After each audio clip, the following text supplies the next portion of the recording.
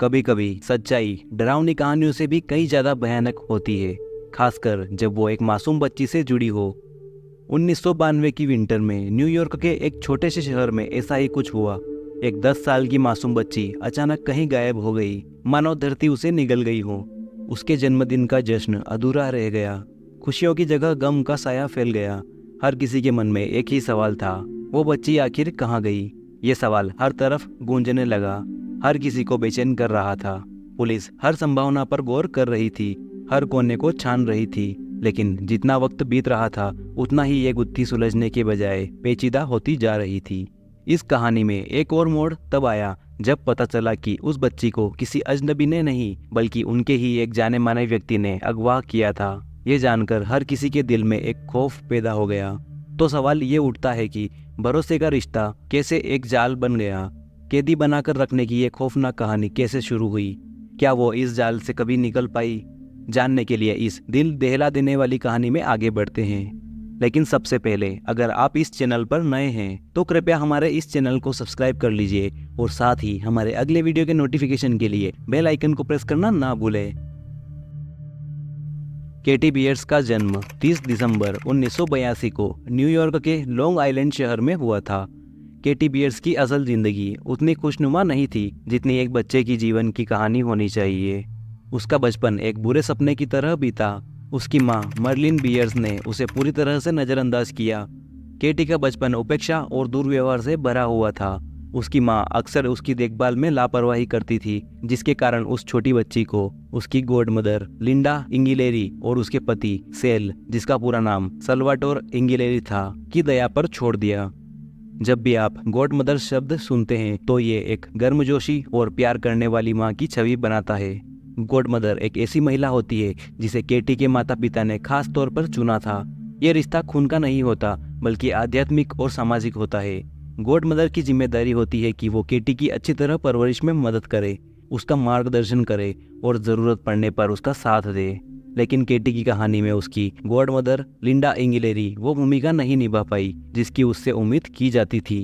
उसने केटी को एक गुलाम की तरह इस्तेमाल किया और उससे घर का सारा काम करवाया, कपड़े धोने और रात का खाना पकाने से लेकर बाथरूम साफ करने तक। लेकिन यहाँ एक और चौंकाने वाली बात थी। जब लिंडा केटी से अपने घर का सारा काम करवाने में व्यस्त थी, तब लिंडा का पति सेल केटी का यौन उत्पीड़न करने में व्यस्त था। उसका यौन उत्पीड़न तब शुरू हुआ जब वो सिर्फ 2 साल की थी और ये लगभग हमेशा रविवार को होता था। जब केटी 7 साल की हुई तो उसने लिंडा को इस बारे में बताया, लेकिन जैसा कि लिंडा एक घिनौनी इंसान थी, उसने ये बात मानने से इनकार कर दिया और केटी को झूठा कहा। केटी को बहुत जल्दी बहुत कुछ सहना पड़ा। उस मासूम बच्ची को एक नहीं बल्कि 3 वयस्कों द्वारा बाल शोषण का शिकार होना पड़ा, जिन पर वो भरोसा करती थी। अपनी असली माँ मर्लिन द्वारा त्याग दिया जाना और उसने केटी को पूरी तरह से इग्नोर किया। अपनी गॉड मदर लिंडा की गुलामी के कारण उसे घर का सारा काम करना पड़ता था और लिंडा के पति द्वारा उसे यौन उत्पीड़न का शिकार होना पड़ता था। केटी के जीवन में एक और व्यक्ति था जिससे उसे सुकून मिला और जिस पर वो भरोसा करने लगी। वो था जॉन एस्पोसिटो, बियर्स परिवार का एक दोस्त जो जल्द ही केटी का एकमात्र दोस्त भी बन गया। केटी ने अपने बचपन के दिन अकेलेपन में बिताए थे क्योंकि उसका सो कॉल्ड परिवार उसके साथ दुर्व्यवहार करता था, जिसके कारण वो किसी पर भी भरोसा नहीं करती थी। जॉन अक्सर केटी और उसके सौतेले भाई को टॉय शॉप पर ले जाता था और उन्हें गिफ्ट भी देता था। केटी को जॉन के साथ सुकून मिलता था और उसके साथ बिताए समय ने उसे घर पर रोजमर्रा की भयावहता की हकीकत से बचने में मदद की। 28 दिसंबर 1992 को अपने 10वें जन्मदिन से 2 दिन पहले केटी को स्पेसप्लेक्स से अगवा कर लिया गया, जहां वो जॉन के साथ गई थी। स्पेसप्लेक्स एक ऐसी जगह है जहां बच्चे गेमिंग और फन एक्टिविटी का आनंद ले सकते हैं। 9 साल की केटी के लिए स्पेसप्लेक्स जॉन के साथ अपना जन्मदिन मनाने के लिए एक आइडियल प्लेस था। लेकिन फिर केटी अचानक कहीं लापता हो गई। यह अपहरण तब हुआ जब केटी और जॉन स्पेसप्लेक्स में थे, जिसका मतलब है कि केटी जॉन की नज़रों से ओझल हो गई। लेकिन यह कैसे संभव था जब तक कि जॉन वाकई में लापरवाह न हो। जिसके कुछ समय बाद लिंडा के पास केटी का फ़ोन आता है। केटी ने लिंडा को फ़ोन करके बताया कि उसे किसी ने चाकू की नोक पर अगवा कर लिया है। लेकिन एक बात जो काफ़ी अजीब थी वो ये थी कि किडनैपर्स द्वारा बंधक बनाए जाने के बावजूद एक 9 साल के बच्चे को फ़ोन तक कैसे पहुंच मिली। जरा सोचिए, किडनैप किए गए बच्चों को दुनिया को अपने किडनैपिंग की घोषणा करने के लिए फ़ोन कॉल करने की अनुमति क्यों देगा? और अगर बात फिरौती की हो तो अपहरणकर्ता खुद फ़ोन करेगा। तो या तो यह किडनैपर दुनिया का सबसे मूर्ख किडनैपर था जिसने एक बच्चे को फ़ोन करने की अनुमति दी, या फिर वो खुद को बहुत चालाक समझता होगा और पुलिस अधिकारियों को किसी दूसरी दिशा में गुमराह करने की कोशिश कर रहा था। ये बिल्कुल भी पॉसिबल नहीं है कि जासूसों और पुलिस ने इस चाल को नहीं पकड़ा हो।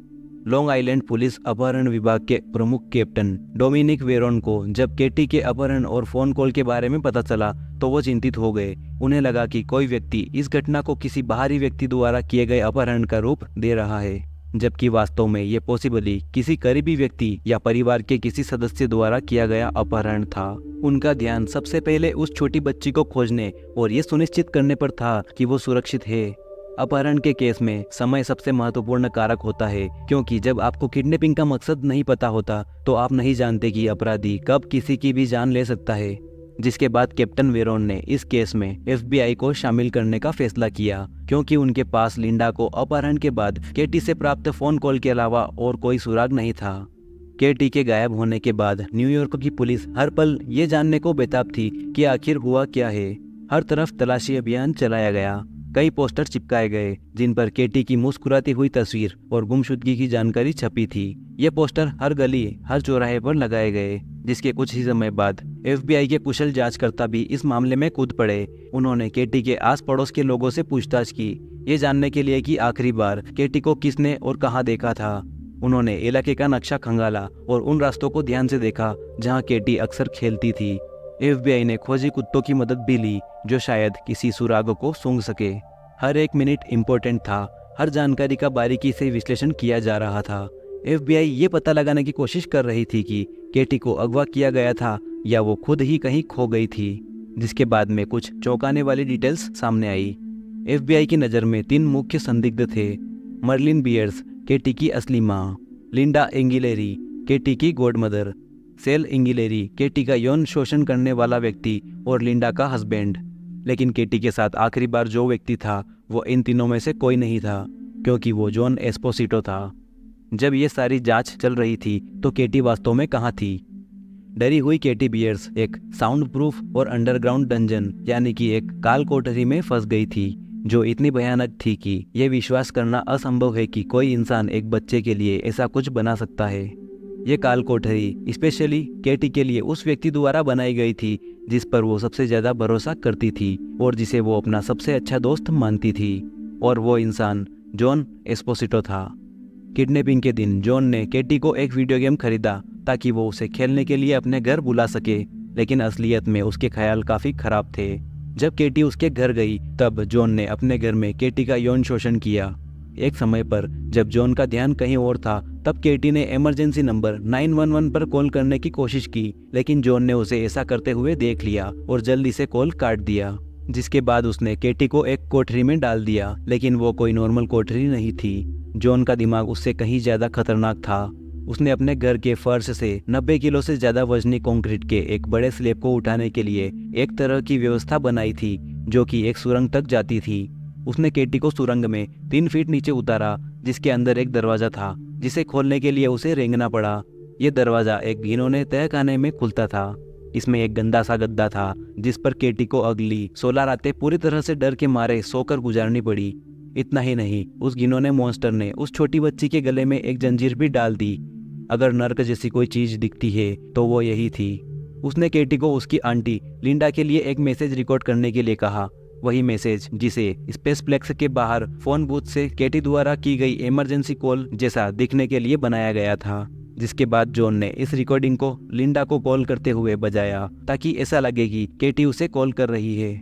इससे पता चलता है कि जॉन ने इस बारे में सोच समझकर ही प्लान बनाया था। उसने न केवल केटी को किडनैप करने का पूरा प्लान बनाया था, बल्कि उसे रखने के लिए एक फुल्ली अंडरग्राउंड काल कोठरी भी बनाई थी। ये एक शुद्ध बुराई थी जो किसी ऐसे व्यक्ति से निकलती है जिसका मन परपीड़क और क्रूर कार्यों पर केंद्रित रहता है। जॉन ने उसे खाना खिलाया और काल कोठरी में उसका यौन शोषण किया। उस गंदी और मेली जगह पर एक टीवी भी लगा हुआ था जिसे केटी देखती थी। वो अपने लापता होने के बारे में सारी न्यूज़ देख सकती थी और देख सकती थी कि कैसे कैप्टन वेरोन ने उसे ढूंढने की उम्मीद में खोज जारी रखी, लेकिन वो उससे कहीं ज्यादा ताकतवर थी जो उसके साथ हो रहा था। वो अपने शिकारी जॉन एस्पोसिटो की कल्पना से कहीं ज्यादा चालाक थी, लेकिन उसे बिल्कुल भी अंदाजा नहीं था कि आगे क्या होने वाला है। पुलिस मर्लिन, लिंडा और सेल से पूछताछ में व्यस्त थी, लेकिन कैप्टन वेरोन को जॉन एस्पोसिटो पर पूरा शक था। जॉन के पिछले रिकॉर्ड खंगालने पर अधिकारियों के सामने एक भयानक खुलासा हुआ। जॉन केटी का अपहरण करने से 15 साल पहले भी एक 7 वर्षीय बच्चे के अपहरण में शामिल था और उस अपहरण के लिए उस पर कभी भी आरोप नहीं लगाया गया। अधिकारियों ने जॉन पर ध्यान केंद्रित करना शुरू कर दिया और हर दिन पूछताछ के लिए उसके दरवाजे पर जाते थे, लेकिन उनके प्रयास व्यर्थ थे क्योंकि उन्हें कोई सुराग नहीं मिल सका। क्योंकि तहखाने की दीवारों और दरवाजे पर केटी की तेज आवाजें सिर्फ साउंड प्रूफिंग की वजह से अनसुनी हो रही थी। लेकिन केटी भी हार मानने वाली नहीं थी। एक दिन जब वो कुछ समय के लिए अपनी गर्दन की जंजीरों से मुक्त थी, तब उसे कुछ चाबियां मिली। उसमें से एक चाबी को लेकर उसने गद्दे के नीचे छिपा दिया और सौभाग्य से वो उसकी जंजीरों को खोलने की चाबी थी। अब केटी जब चाहे तब खुद को खोल सकती थी। कम से कम जॉन के दूर रहने पर उसे आजादी तो मिल सकती थी। अविश्वसनीय रूप से डरावने बुरे सपने में जीने के बावजूद केटी को अभी भी उम्मीद थी कि वो एक दिन आजाद हो जाएगी, और वो दिन बहुत दूर नहीं था, क्योंकि वो सिर्फ आजादी की उम्मीद नहीं कर रही थी, उसके पास खुद को आजाद करने के लिए एक प्लान भी था। काल कोठरी के बाहर जॉन को लगातार पुलिस की जांच के दबाव का सामना करना पड़ रहा था और काल कोठरी के अंदर भी उसे कोई राहत नहीं मिल रही थी। केटी खुद को छुड़ाने के लिए जॉन के दिमाग के साथ छेड़छाड़ कर रही थी, जैसे कि उसने जॉन से अपनी पढ़ाई, अपनी जॉब और फ्यूचर के बारे में कई सवाल पूछे, जिस पर जॉन ने कहा कि जब वो 18 साल की हो जाएगी तो वो उससे शादी करना चाहता है और वो उससे प्यार करता है। इस पर केटी समझ गई कि जॉन उसे जाने नहीं देना चाहता है, इसलिए उसने जल्दी से एक चतुर योजना बनाई। काल कोठरी में केटी के भयानक अनुभव के 14वें दिन उसने जॉन से कहा कि उसे बहुत अच्छा नहीं लग रहा है और उसके सामने खुद को बीमार होने का दिखावा करने लगी, लेकिन वास्तव में वो ठीक थी। ये जॉन को तनाव में डालने की एक चाल थी। वो जानती थी कि अगर जॉन को ऐसा लगेगा कि वो मरने वाली है तो वो खुद को पकड़े जाने से घबरा जाएगा और शायद केटी को जाने देगा। और इसी के साथ केटी बियर्स की योजना काम कर गई। जॉन सच में केटी के मर जाने के डर से घबराने लगा। बाहर से पुलिस और अंदर से आए केटी के दबाव ने जॉन को अपना अपराध स्वीकार करने पर मजबूर कर दिया और उसने सरेंडर करने का फैसला किया, जिसके बाद वो पुलिस के पास गया और अपना गुनाह कबूल कर लिया। वो जासूसों को उस अंधेरे और डर पैदा करने वाले तहखाने के अंदर ले गया, जहां केटी हैरान और डर के साथ बैठी हुई थी। केटी ने जब उन सभी को देखा तो वो डर गई, लेकिन जब उन्होंने उसे बताया कि वो पुलिस हैं, तो उसे राहत की सांस मिली। वो जल्दी से सुरंग से बाहर निकली और अपनी आजादी की ओर चल पड़ी। पुलिस अधिकारी उस 9 साल की बच्ची की हिम्मत, ताकत और बुद्धिमत्ता देखकर हैरान थे। शायद उस जगह कोई और होता तो जॉन एस्पोसिटो जैसे व्यक्ति के साथ एक दिन भी अपनी समझदारी के साथ नहीं रह पाता। केटी की बहादुरी को सलाम, क्योंकि वो सिर्फ एक जीवित व्यक्ति नहीं थी बल्कि एक विजय योद्धा भी थी। केटी ने अकेले ही इस यातनापूर्ण दौर से गुजरते हुए अपनी आज़ादी की राह भी खुद ही बनाई। 9 साल की एक लड़की ने अकेले ही अपने किडनैपर का मन बदल दिया। सबसे बड़ी बात यह है कि इससे पहले कि उसकी जान जोखिम में पड़ती और उसकी हिम्मत की परीक्षा होती, वो पहले ही काफी बुरे नर्क से गुजर चुकी थी। आखिरकार वो अब अपने शिकारियों को सलाखों के पीछे देखेगी। जॉन एस्पोसिटो को गिरफ्तार कर लिया गया और अब वो काल कोठरी रहस्य नहीं रही, उसकी बुराई सबके सामने आ गई। अगले कुछ महीनों तक चिकित्सक मैरी ब्रोमली ने कला और खेल चिकित्सा का उपयोग करके केटी को उसके आसपास के लोगों से मिले आघात से उबरने में मदद की। जॉन ने फर्स्ट डिग्री अपहरण का दोषी होने की दलील दी, लेकिन यौन उत्पीड़न की बात कबूल नहीं की। उसका फैसला 27 जुलाई 1994 को सुनाया गया, जिसमें उसे 15 साल से लेकर आजीवन कारावास तक की सजा सुनाई गई। साल्वाटोर सेल इंगिलेरी को केटी पर यौन हमला करने का दोषी पाया गया। 9 अगस्त 1994 को उसे 12 साल की जेल की सजा सुनाई गई। उन्होंने जो अपराध किए, जो भयावहता और आघात केटी जीवन भर नहीं भूलेगी, उसके लिए ये सजाएं वास्तव में न्याय जैसी नहीं लगती, लेकिन कर्म हकीकत है। सेल और जॉन दोनों ही जेल में अपनी सजा काटते हुए मर गए। सेल इंगिलेरी की मौत 21 फरवरी 2009 को हुई और जॉन एस्पोसिटो की मौत 5 दिसंबर 2013 को हुई। और अपनी मौत के दिन उसने आखिरकार 20 साल बाद केटी पर यौन उत्पीड़न करने की बात कबूल कर ली। 2 गंदे दिमाग वाले शिकारियों को फिर से आज़ाद जिंदगी देखने का मौका नहीं मिला, क्योंकि केटी बियर्स के साथ उन्होंने जो कुछ भी किया वो आज़ादी के लायक नहीं थे। लेकिन इस पूरे केस में चौंकाने वाला हिस्सा ये है कि उन दोनों महिलाओं मर्लिन और लिंडा में से किसी पर भी उनकी उपेक्षा और दुर्व्यवहार के लिए कभी भी आरोप नहीं लगाया गया। उन्हें भी सजा मिलनी चाहिए थी, क्योंकि दुर्व्यवहार सिर्फ शारीरिक और यौन उत्पीड़न तक ही सीमित नहीं है, ये किसी के मानसिक और भावनात्मक हेल्थ को खराब करने के बारे में भी है। दोनों महिलाएं ऐसे जीवन जीती रही जैसे कुछ भी नहीं हुआ हो। आपको क्या लगता है, उन्हें सजा मिलनी चाहिए थी? ट्रू क्राइम स्टोरीज में हमेशा एंड बुरा नहीं होता। केटी ने कैप्टन वेरोन के साथ एक अनोखा और सुंदर रिश्ता बनाया। उसने कैप्टन वेरोन को काल कोठरी में अपने समय के दौरान टीवी पर देखा था। उसने ऐसे आदमी को देखा जो उसे खोजने के लिए अथक प्रयास कर रहा था, और उसने केटी की तलाश कभी नहीं छोड़ी। कैप्टन वेरोन उस छोटी लड़की की सूझबूझ और बहादुरी से हैरान थे। उन्होंने वाकई एक अनोखा रिश्ता बनाया और दिल से एक दूसरे के लिए शुभकामनाएं दी। उसे आखिरकार एक ऐसा इंसान मिल गया जिस पर वो सच में और पूरे दिल से भरोसा कर सकती थी। इस भयावह अनुभव के बाद केटी को पेरेंटल देखभाल में रखा गया। आखिरकार उसे प्यार करने वाले माता पिता और भाई बहन के साथ एक सामान्य परिवार ने गोद ले लिया। केटी एक असाधारण बहादुर बच्ची थी। वो बड़ी होकर एक दृढ़ महिला बनी और उसने अपनी किताब बरीड मेमोरीज लिखी, जिसमें उसने अपने विकृत और दर्दनाक बचपन के अनुभवों का विवरण दिया। केटी अब एक शानदार व्यक्ति के साथ खुशहाल शादीशुदा जीवन जी रही है और उसके 2 प्यारे बच्चे भी हैं। उसने national centre of missing and exploited children के साथ भी काम किया। उसे दृढ़ता से लगता है कि वो नहीं चाहेगी कि कोई और बच्चा कभी भी उस स्थिति से गुजरे जिससे वो गुजरी है। उसकी कहानी कई युवा लड़कियों और लड़कों के लिए प्रेरणा है। उसकी कहानी जानना लोगों को ये विश्वास दिलाने के लिए काफ़ी है कि चाहे परिस्थिति कैसी भी हो, हमेशा कोई ना कोई रास्ता ज़रूर होता है। केटी की तरह दुनिया में ऐसे कई और पीड़ित हैं जो ऐसे शत्रुतापूर्ण अपराधियों के हाथों खलनायकी कृत्यों का शिकार होते हैं। अगर आप इसी तरह की और भी ट्रू क्राइम स्टोरीज के बारे में जानना चाहते हैं तो हमारे चैनल को सब्सक्राइब कर लीजिए, और अगर आपको ये कहानी पसंद आई हो तो कृपया वीडियो को लाइक करना ना भूलें। धन्यवाद।